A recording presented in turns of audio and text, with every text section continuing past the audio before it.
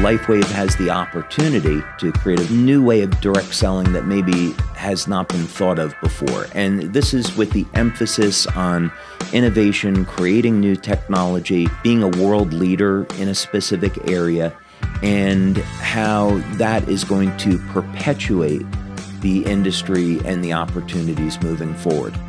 Welcome to Built to Last, a podcast from Direct Selling News, putting the spotlight on the best of the best companies in the channel. I'm Rob Sperry, and today we're featuring LIFEWAVE, a company that's redefining wellness through innovative health technology backed by science.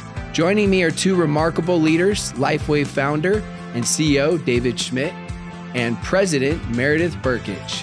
David is the inventor behind LIFEWAVE's patented phototherapy technology and the visionary who launched the company in 2004. With more than 200 patents and a deep background in science and engineering, he leads LIFEWAVE's product innovation and long-term strategy. Meredith brings more than 2 decades of executive leadership in direct selling, guiding fast-growth organizations with a people-first philosophy. As president of LIFEWAVE, she's focused on scaling the company's infrastructure and enhancing both the brand partner and customer experience around the world.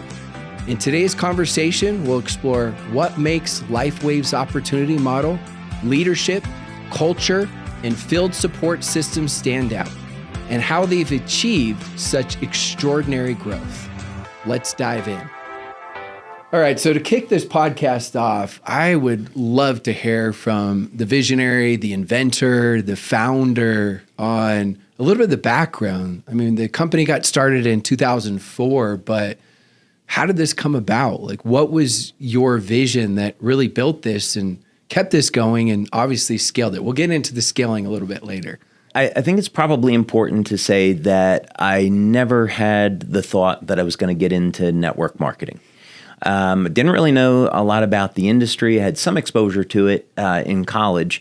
During the late 90s, though, I owned a company and I was developing different technologies for the U.S. Navy through government contractors.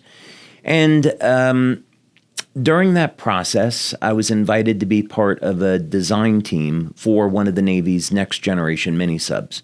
So I took a look at the program and I thought, okay, maybe I can come up with a way to help improve crew survivability, so I'll get to work on this. And what I learned about the mission profiles is that people were going to be having to stay awake for 30 hours, 60 hours at a time. And in those days, people were using, like today, they were using caffeine, any type of amphetamine to stay awake. So I've always been interested in health, and I thought this would be a good opportunity to take a approach to this that maybe didn't rely on a drug. Maybe we could find a non-drug way to do this. So I spent several years.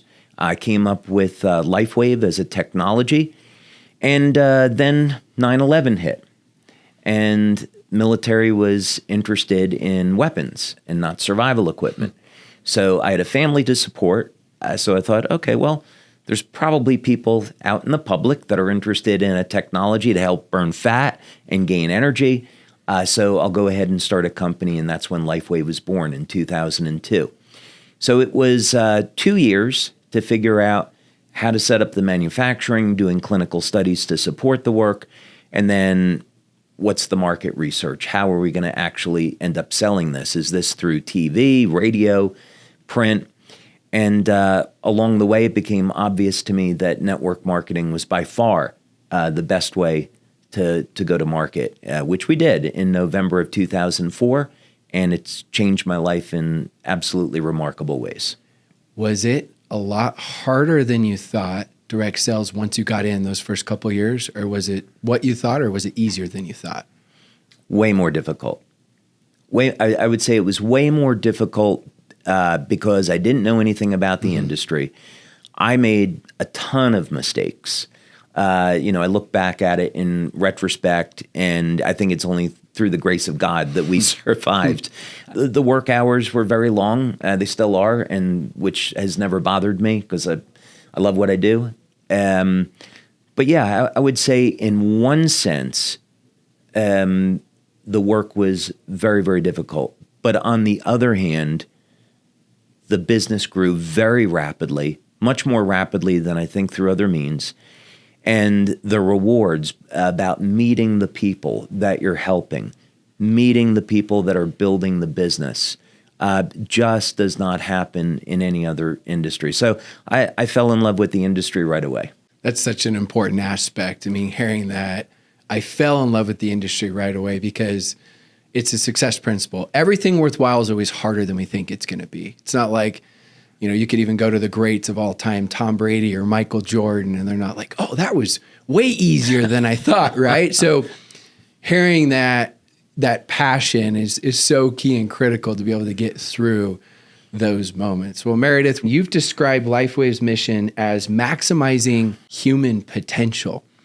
Being around the channel for 2 decades and then seeing what LifeWave has done and become one of those built to last companies that has integrated this principle, like what do you see that you guys are really doing to integrate that? Because I know sometimes it can sound like a cliche, right? But cliches are cliches for a reason because they are timeless principles that actually work. I think that maximizing human potential is something really at its core that we all want to do. I think we talk about it a lot. And yet I heard a message many years ago that said that the graveyard was full of the most human potential. And it really struck me at the time because it is a multifaceted opportunity in direct selling, not only from the financial impact that you can have to create a better life for your family, but to be the best version of yourself. And I think that's physical. Of course, it's spiritual, and it's certainly mental, and are we always striving to be better and be that version for our families, for our communities, and for our teams if we're so fortunate. And I think that at LifeWave, to start out with a founder, with a person like David Schmidt, who has, as a core driver from the very, very beginning, said, I want the world to be a better place, and I want people to have the opportunity to be empowered to be that best version of themselves. It all starts there, right? That's the core. And so how does that reflect and translate into what we do at LifeWave? We're constantly asking ourselves, will this empower people? Will this give them the tools that they need? Will this give them the products that they need? Will we be providing a tangible way to better themselves? Yeah, it's interesting how you say that, and you start out with David, because I look at it as it's like a ship, the vehicle, indirect sales, the company. And inevitably, there are going to be storms that come. It just happens. The greatest stocks, the greatest companies have them. It's perspective, it's reality. But who's the captain of the ship, right, is so important, more important than anything else. Trust me, I know you can't build a viable business without the products and the comp plan and the culture, but inevitably that starts with the captain of the ship. And then after that, of course, the captain's got to have, who are the other leaders, right? Like yourself. And then you're working with the other corporate leaders and the field leaders, because that's where it stems from, because it's not your typical transactional business. People, they're striving to be better human beings in this business. And so they're looking at, like, who are the people at the top? And we won't go through the companies, but you and I have both seen, I know we have experienced, David as well, right? We've seen companies where they had a lot of success, but because that wasn't there, the captain, in the end, it didn't matter how much they did in sales. And so that leads me to the next question, especially at the beginning. I mean, you guys went through your hard times. You briefly mentioned that.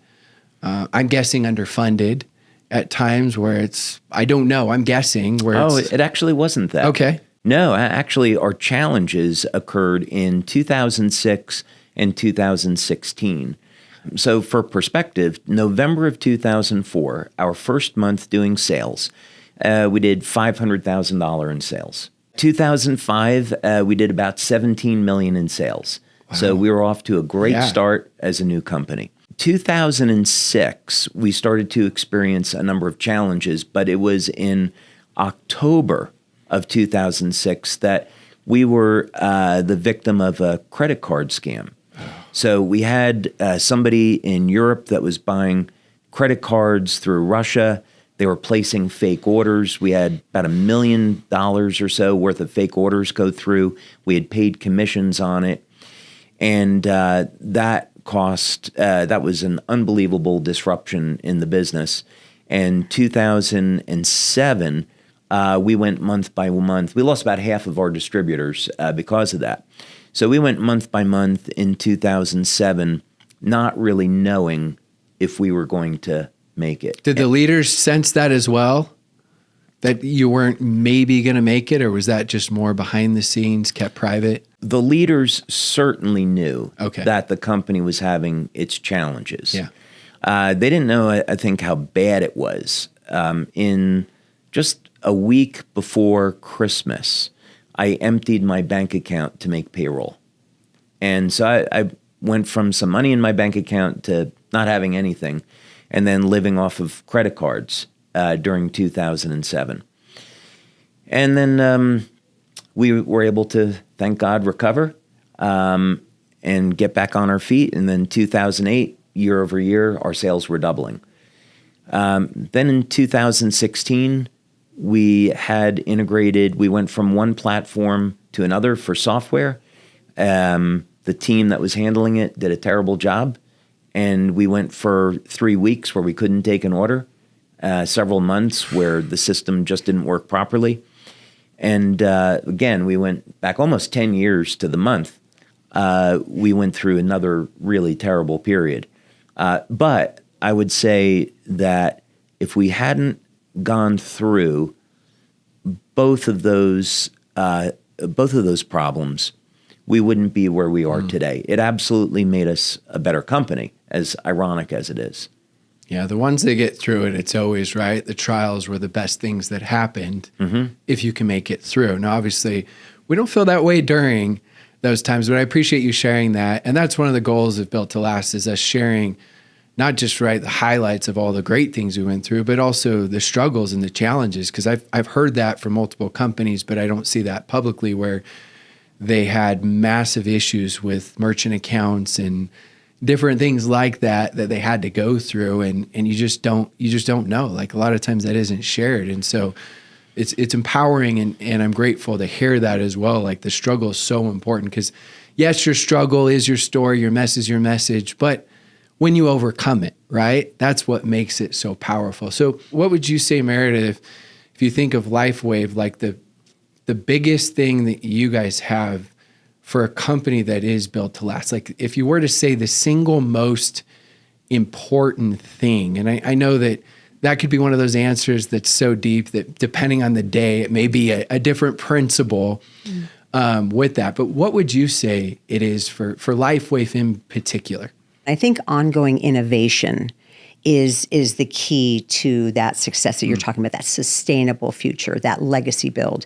And because David represents that innovation, because it really is an inventor at the helm here that is steering the direction of the company, it is much more important for us to have him in the front of the room, because the story that he tells and how he unveils the latest project, how he describes how it's going to change the world and make a difference in lives, really can only be delivered by the inventor himself.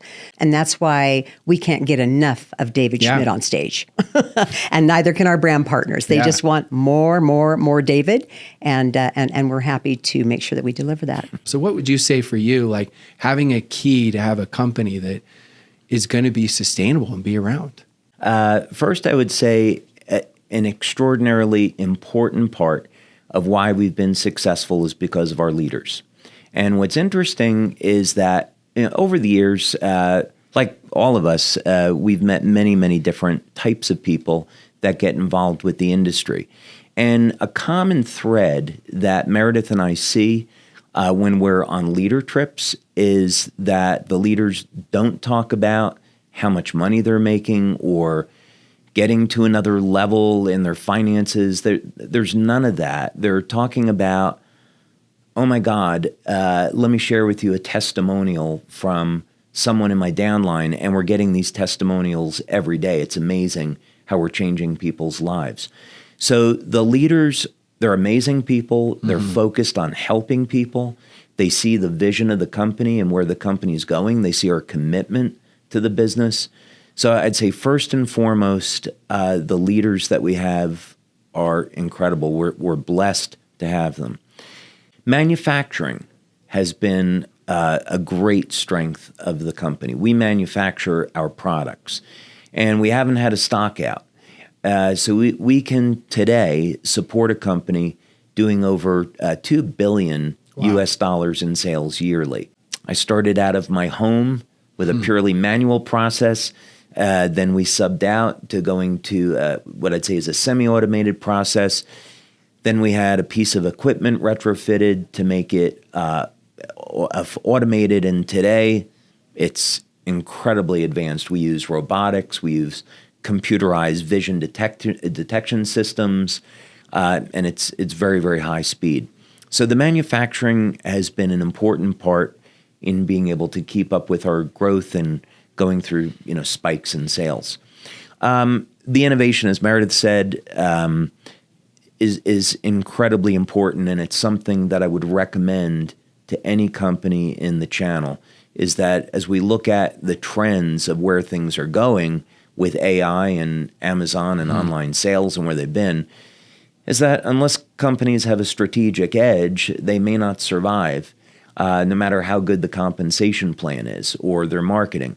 So I would definitely encourage owners to be thinking about investing in innovation, and our model of looking out what's going to be around 10, 20 years from now. How do we develop these technologies? How can we patent them, manufacture them? Those are all incredibly important decisions and actions. So at the end of the day, our brand partners know that they can only get our products through LIFEWAVE, and we're completely committed to the channel.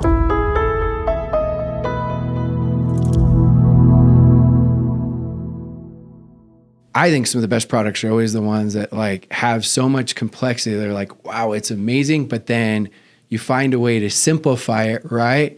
So oh yeah, I get it. You have your X39 patch, and we're talking a lot about innovation, and I'd love to learn more. Well, in terms of complexity, it's interesting you say that, because the patch on that level, as far as a technology, is a nanoscale organic array that's designed to be an optical filter. Using stereoisomers, they create a phenomenon known as circular polarization of light, and this allows the device to open up a communication channel between the device, the skin, and ultimately the receptors in the body. So it's technically complicated, but it's been simplified in such a way that anybody could use it, and takes 10 seconds to apply, and you get the benefits all day.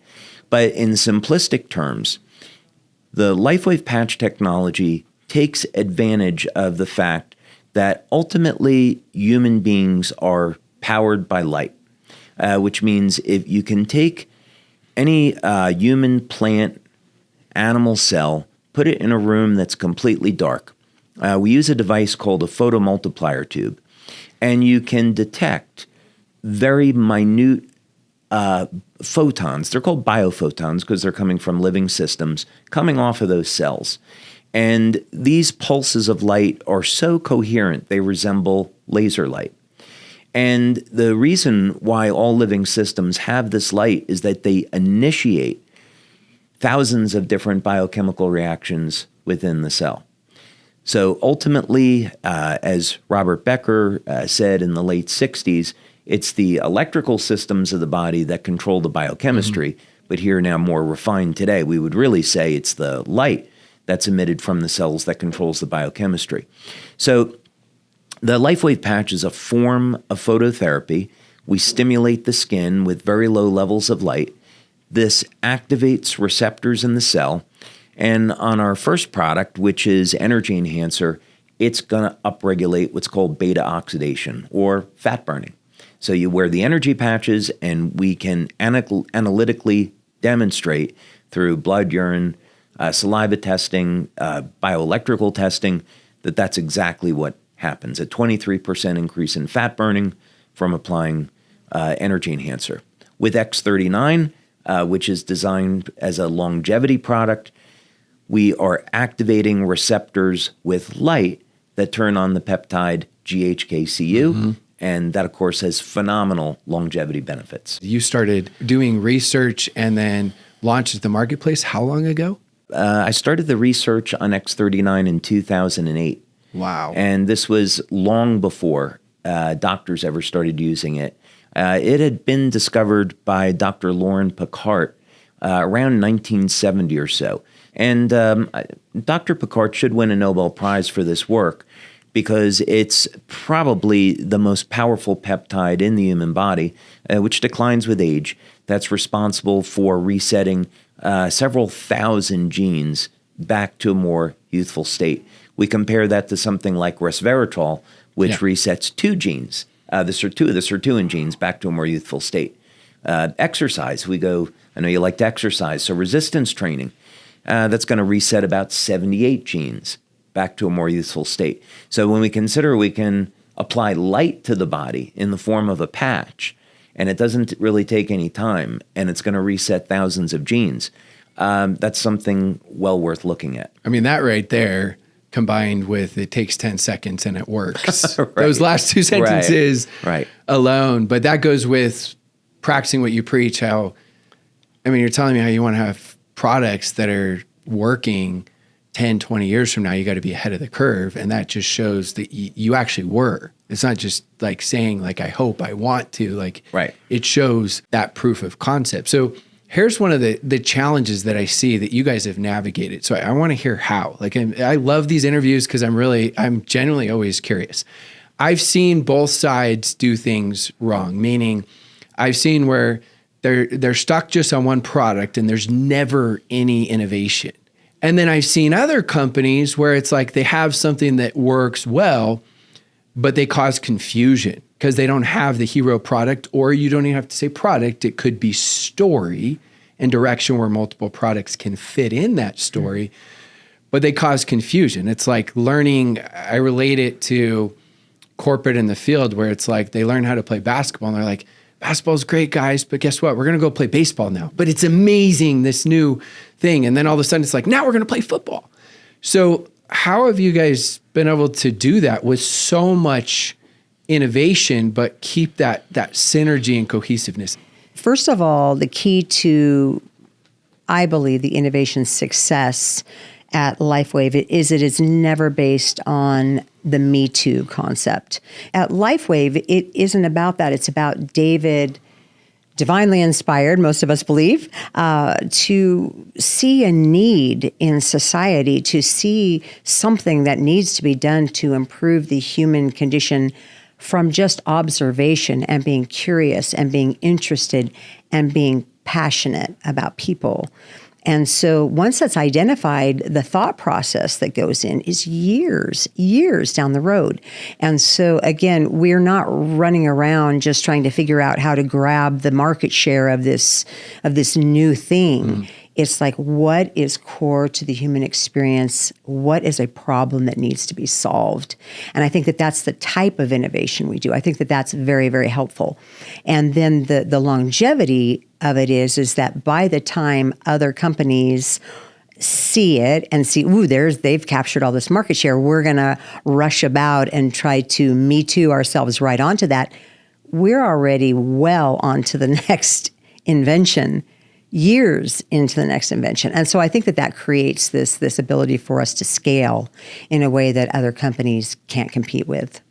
How do you guys decide when to move on to a new product category? Because there's innovation for the same category, but I know some, I don't know what's allowed to be shared, what's not, with what's in the works, but you guys have developed new categories as well as looking in new categories, right? Because I see some huge strengths and challenges, and it's like sometimes you're in momentum and it's like, let's not touch it. And other times like, no, let's be forward thinking. I think back to Tiger Woods when he just won the Masters, and he goes back and changes his golf swing and everyone thinks he's crazy. And then he goes on to win more and more and more. So I've seen it go both ways, and you guys have obviously made that work, but what goes into that? Like, I know it's innovation, I know it's forward thinking, but I'd love to hear. Well, it starts with benefits. And so when I'm working with our research team and thinking about what type of products do we want to develop, selfishly, I think about what is it that I'd like for myself, what type of products would I use, and hopefully those are going to be things other people are interested in. Like, for example, I don't want to age. And I'd be willing to bet there's probably a lot of people that feel the same way. So the thinking was that X39 was such a massive success that on a technical level, we got about 1/3 of the way to stopping aging. That's what copper peptide does. So it's not a complete solution for stopping aging, but it's certainly an indication that it might be possible. So then the question is, could we develop a technology that would allow people to stop and even reverse aging? That's the goal that we set in our research. And if you do a scientific analysis of it, you'd say that mainstream, especially 10 years ago, mainstream said, well, it's not possible. Lifespan is limited to about 115 years old. Although today, there are groups of scientists that say, well, there's really no limit to how long people can live. There's some rationale that says, well, maybe human beings could make it to 1,000 years old. So how do we create that technology? So the answer always comes back to God and nature. So we see examples in nature of species that never age. They've been able to defeat the normal process of aging. So we began to do studies of some of these species in our lab to try to understand whether or not we could discover how they're doing it and then apply that into something that'll work on human beings. But that's how we develop the products with that kind of thinking, is going down a path that few people go down or don't think is possible, and then end up developing technology, patenting it. And by the time we get that technology to market, we're already several years into the next thing. Are you testing it with leaders, with corporate executives, like clinical studies, all of it, some of it? So we've already completed 6 clinical studies on human beings. Wow. And those studies have involved blood testing, urine testing. The urine testing has been extraordinary in terms of what we find, what's going on in the body. We use something called a physio suite. So we look at heart rate variability. We look at EEG. We use a BioWell, biopulsar, bright field, dark field microscopy, a whole suite of different analytical devices so we can really understand what effect this is having on people. And then after that, then we say, okay, we'll finally let leaders try it, which they have recently. And the exciting thing about this technology is that it is the next generation of light therapy. So LIFEWAVE has been about stimulating the skin with light, but now this new technology embeds light into water. So you drink this water, it releases the light into the body, and it goes to work about 15 seconds after consuming it. And that's the X2O water technology. That's the X2O water system. How is that launched to the leaders? Like, do the leaders get to know first? Is it like a council? Is it the top leaders? How early is that? Because obviously we know the importance of the law of the buy-in, right? But then we know sometimes things are told too soon, and it's like they're out promoting, there's confusion, but there also needs to be excitement. So how does that process work? So, well, in the beginning, you actually touched on something, Rob, that I think is critically important to consider, which is how do we introduce forward-thinking innovation without creating a brand identity crisis? Yeah. Because we know that confused minds say no, and the company, the movement, the journey that brand partners fall in love with, if all of a sudden it seems to be heading off in a different direction, we've seen how that can end very badly for people.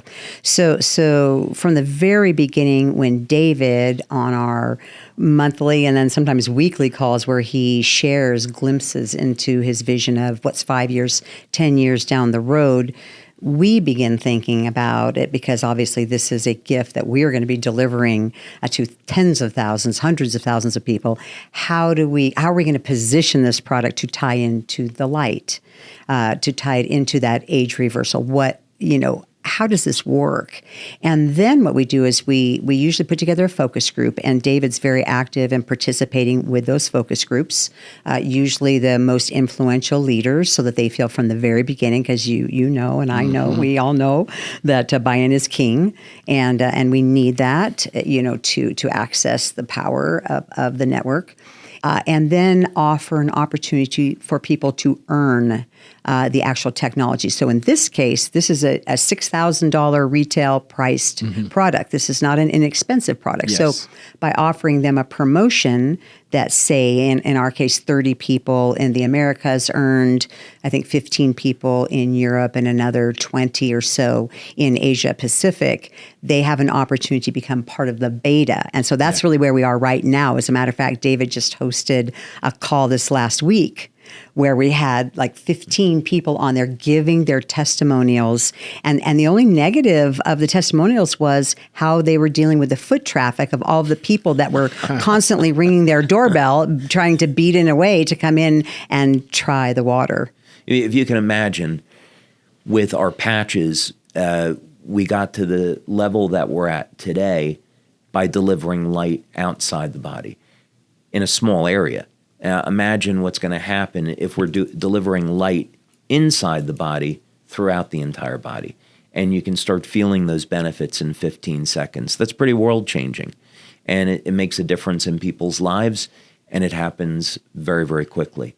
So I think what would be different about the X2O launch as compared to maybe a traditional product launch is the fact that we're launching a new technology, not just a new product. But I love how you keep talking about the light, because even though it can be a new product, one's inside, one's outside, it still feels like the same story that's just being enhanced.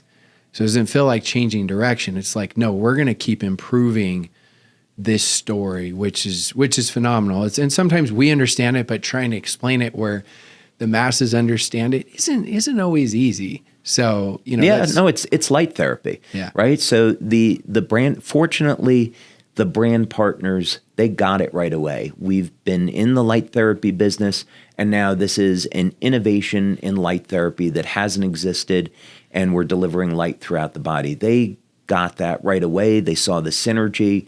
They know that in order for people to get the most benefits out of the X39 patch or any of the patches, you have to be well hydrated. We came out with this product, Cellergize, to complement the patches, which goes in the water. And now the water is a delivery system for those nutrients. So everything fits together. It was made to be that way.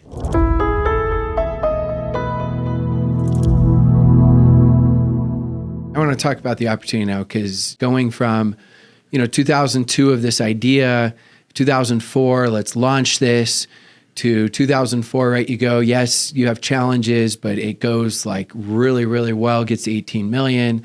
2006, we've got the challenges. 2016, some more challenges, but that becomes a strength. And then all of a sudden, I'm looking here, 2018 to 2024, 30 times growth, win the Bravo Award for most year-over-year growth for the top 100 companies. What happened? I know that could be hours and hours, but what? That's not normal. And obviously there's a foundation built, but what happened? I had spent 10 years and invested $4.3 million into stem cell research. And this is, again, part of this forward thinking. And so when X39 was born, I began to think about and speak with our marketing team that we're not releasing another patch product. This is the third phase of release in our company. So I knew we needed to separate this for the opportunity from everything else we had done before to create a very specific dividing line. So the way that I positioned it with the marketing team was, think of Energy Enhancer, IceWave, Silent Nights, those products as being lifestyle products. That's what we started with. And then the second phase of the company was all about anti-aging. So now we're entering the third phase of the company, and this is all about stem cells and regeneration. And the timing happened to be just perfect. The closest comparison that we had was a stem cell injection. So if you wanted one stem cell injection, that was going to be between, let's say, $3,500 and $5,000 for a single injection, and about a third of the time it wouldn't work, and there was also risks associated with it. And our product, in contrast, for a brand partner was $100. And it's a product they could use every day, had no side effects, worked with the human body, and had benefits that, in fact, exceeded what you could see with stem cell injections. So from the perspective of the opportunity, the leaders started to see there was this enormous value proposition. So absolutely, that was a contributing factor. But one thing that we did, I think, really, really well, which could be a good, marketing lesson, is we didn't make it available for sale in the initial 6 months. What we did was we said, okay, first we're going to give samples to our leaders to use gratis.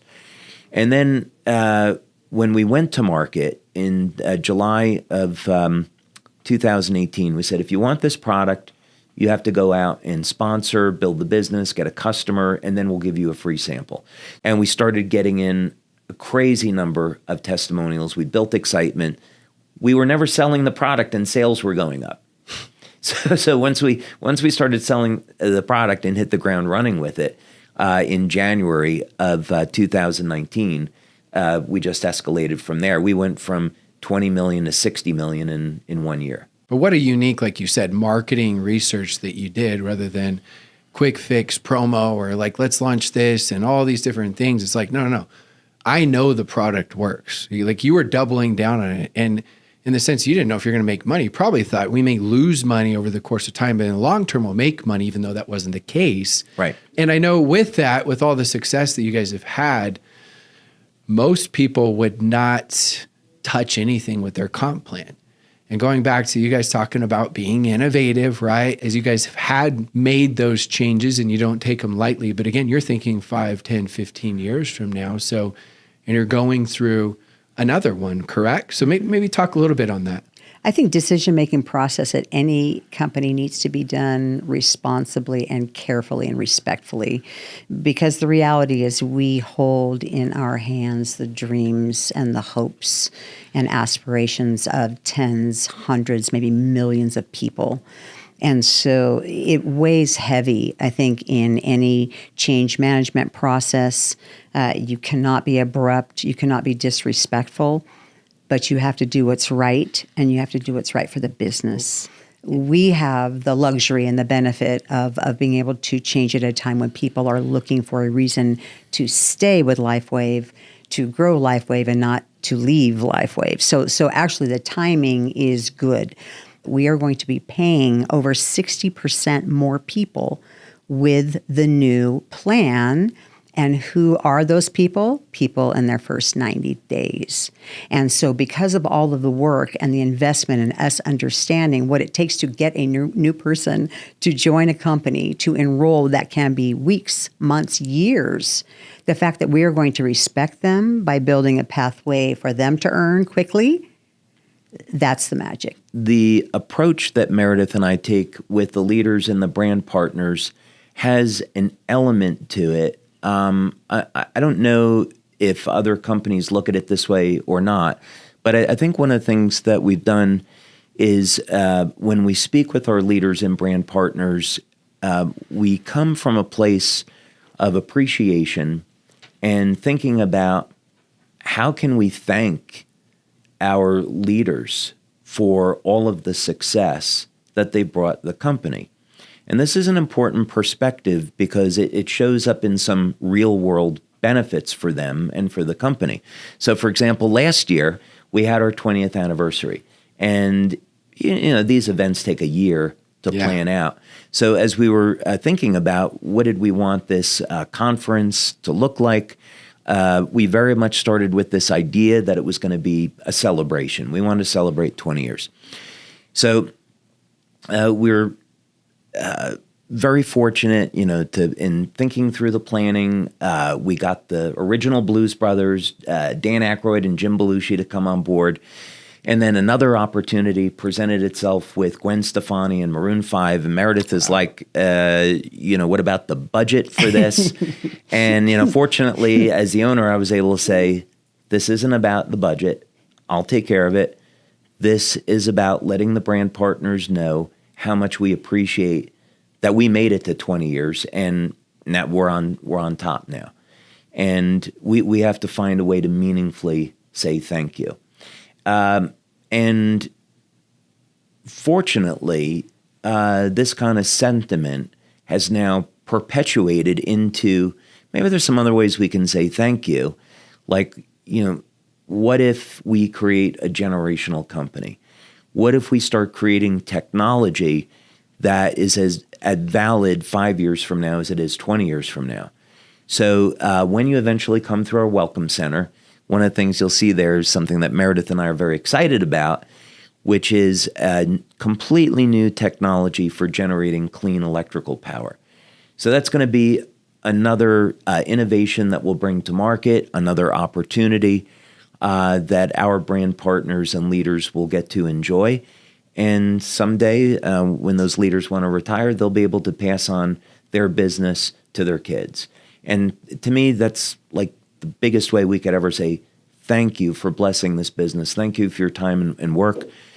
We're so happy we get to do something that's going to be meaningful in your life. If we're trying to dig a little bit deeper of what you feel like is different about your culture, and maybe how do you feel like that's fostered from your perspective? And it's 2.5 years now you've been with LIFEWAVE. So I'd love to hear that.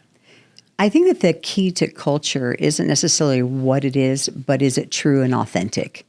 And do you live it? Because certainly we've seen a lot of companies. I remember when servant leadership was all the rage and everybody was talking about it. And of course, it's amazing, Greenleaf. And I mean, it's an incredible movement. However, a lot of people would speak it and not live it. So I think once you kind of lock in as a company about what is our differentiator in the area of culture, and then be true. And I think that one of the pieces of our culture that I see that I think has really helped us to establish who we are is that performance-driven piece of it, that results-driven piece of it, in that you come to your job and you are respected and you are valued every day. You are appreciated and you are challenged. You are challenged to think outside the box. You are challenged to innovate in the most unique areas, and there should be no entitlement. How do you build that trust and transparency, especially with being, $600+ million company, continuing with your employees as well as with the field leaders? Yeah, I mean, it's certainly something that happens over time, and it happens through repetition. First, I think you would appreciate hearing this, is that back in 2005, I worked with Coach Richard Quick, 6-time U.S. Olympic coach at Stanford. And I asked him once, what was the difference between the athlete that won the gold medal and the athlete that didn't? And I was expecting him to say, well, the person that wins the gold medal has a special gift and they're just built right and different genetics. And what he said was, the person that wins the gold medal is the one that does the basics every day. They've committed to their diet, to their exercise. They're in the pool 5 hours a day. They're training, practicing. They're doing the basics over and over again every day. Those are the people that are winning the gold medals. And so I think the same is true in business. If we're going to be successful, there are a few very fundamental, basic things that you have to do each day. But the other side to it is you build trust over time, and you do it through your actions and your words. So if you say something, you have to deliver on it. And if there's a change in circumstances, you have to be transparent and you have to tell people. It's, I think I've come to realize that the relationship that the company has with its brand partners is very much like a marriage. And a marriage that's successful is based off of goodwill. And it means that both people are in this holy union and they want to do right by one another. They have one another's best interests. We may not always agree. We may have different ideas, and that's always totally okay. But each person wants the best for their partner. And so in networking, if the company wants what's best for the brand partners and the brand partners are going to protect the company, that is going to be something very special and it's going to have a lot of longevity. So I think one of the things that Meredith and I have done really well is that when we talk about making LifeWave a generational company, they're not words. We show them exactly how it is that we're going to do that, how we're going to accomplish it. We give them a plan. We give them a timeline. We show them technology. So they say, oh, okay, this is real. And we know because the company has delivered on its word over the past 20 years, we can know that this is the direction that they're going in. So we'll commit our time. So, as an owner in the business, I want to be respectful that we're not wasting people's time, that we're working together to build.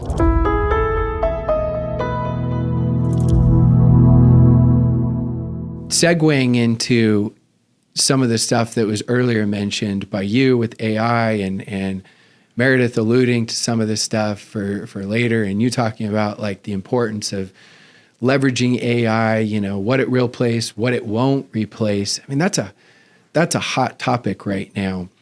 I'd love to be curious, because you're so big on innovation, on what you're already implementing and what you're looking at implementing with AI. And I know it could change next week because it's changing so fast. Yeah. So when we've had meetings with the staff, my mandate to the staff has been, number one, don't hire anyone unless they can tell you how they're going to implement AI into their job and how they're going to leverage that.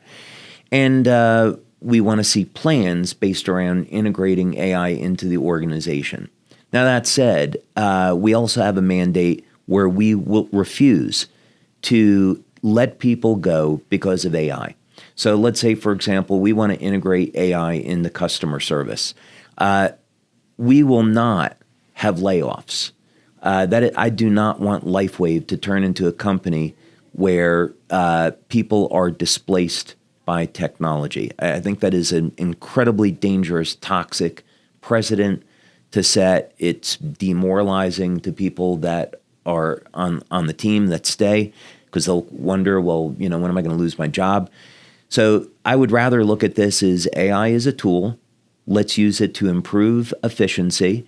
In our research, we use AI to do some basic information gathering to be as efficient as possible, but we're not going to use that as a means to replace people. We'll use that to go to 24/7 customer service. With robotics, we're taking a similar approach. I want to have 24/7 order fulfillment, and we'll do that through robotics. But we're not going to replace human beings. And so I think it's really important for everyone. We have over 600 employees now. I think it's really important for people to know that's the direction that we're heading in. We have to use these technologies to keep up and have an advantage. But we don't want to do it at the expense of the human factor. Otherwise, we lose too much. It's a really good take, and that's really empowering with the communication. We're not looking to replace you. We're looking to enhance your role, and AI is part of that enhancement. I've looked at even my business, at first I'm like, oh, is this going to take away from a lot of things I do? It's made me 10x better.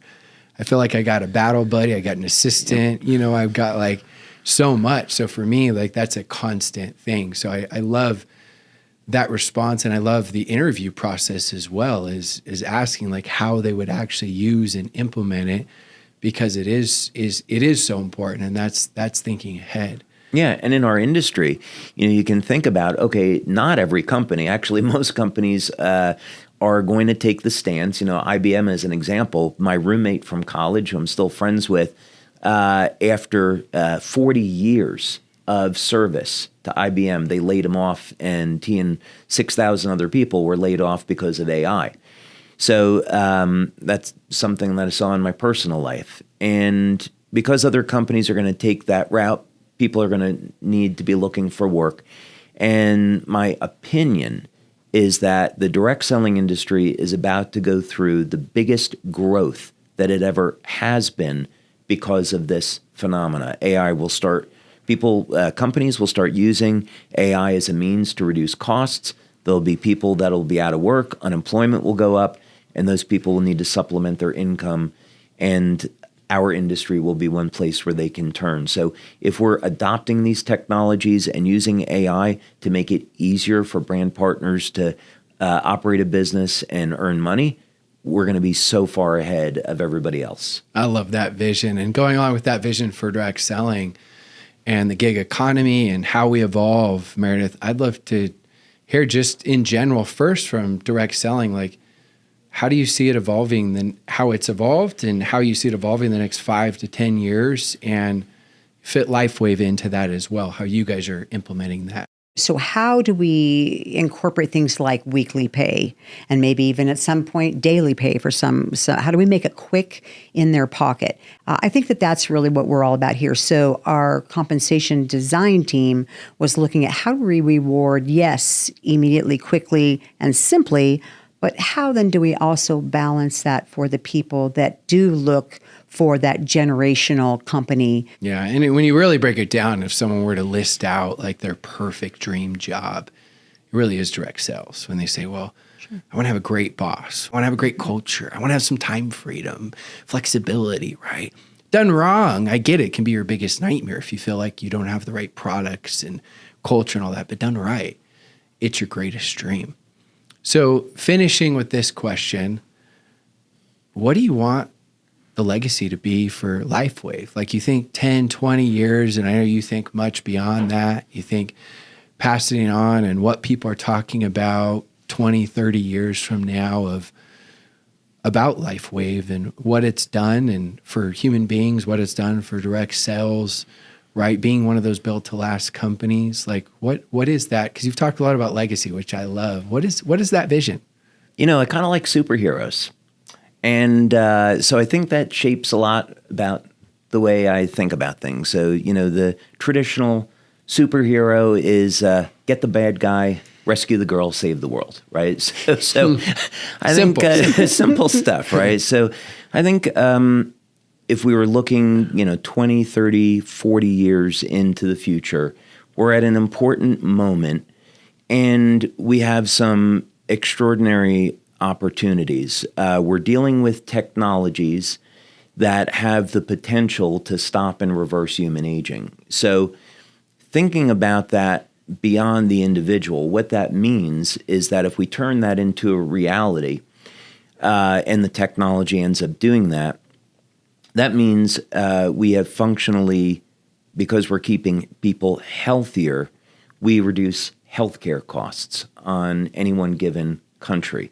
And then that money that countries are saving can be turned around for humanitarian purposes. Let's take people that are homeless, to feed people, give them home. If we think about this on a very, very large level. So the technology has some very, very far-reaching consequences. It also means that when people are getting into their 60s, 70s, 80s, now, maybe they're functioning like someone in their 30s and 40s, and they're productive. They're no longer a burden on society. And that's also an enormous benefit. So that technology has the ability to change society in a very, very dramatic way. The power generation technology that we're talking about, the ability to generate energy in a completely different way that's clean, healthy for the planet, to make people energy independent. The unit generates 20 kilowatts of power, which means not only do you get rid of your electric bill, but you make money every month off the grid. So 10, 20, 30 years from now, what that means is we've played a role in making the planet a cleaner place. We gave people a business that is recession-proof because we need power every single day.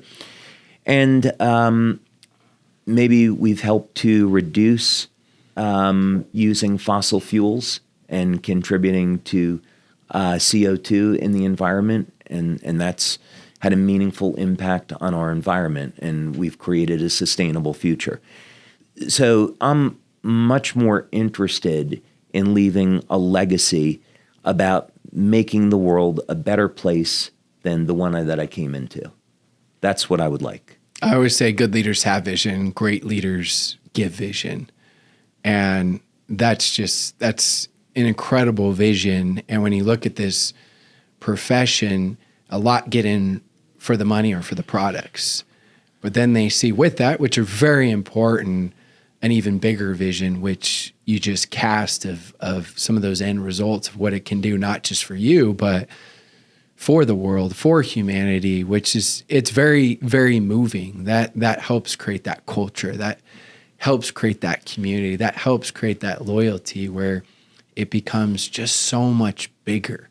So I appreciate you for sharing that, David. I appreciate you, Meredith. I appreciate both of you for taking the time and being willing to share some of your vulnerabilities, right? Things you've gone through, as well as many of your successes, because I really do know that there's so many little things that will give ideas to so many companies in this profession so that we can grow, because it is true that collaboration is the new competition. So thank you so much to both of you. We all appreciate it tremendously.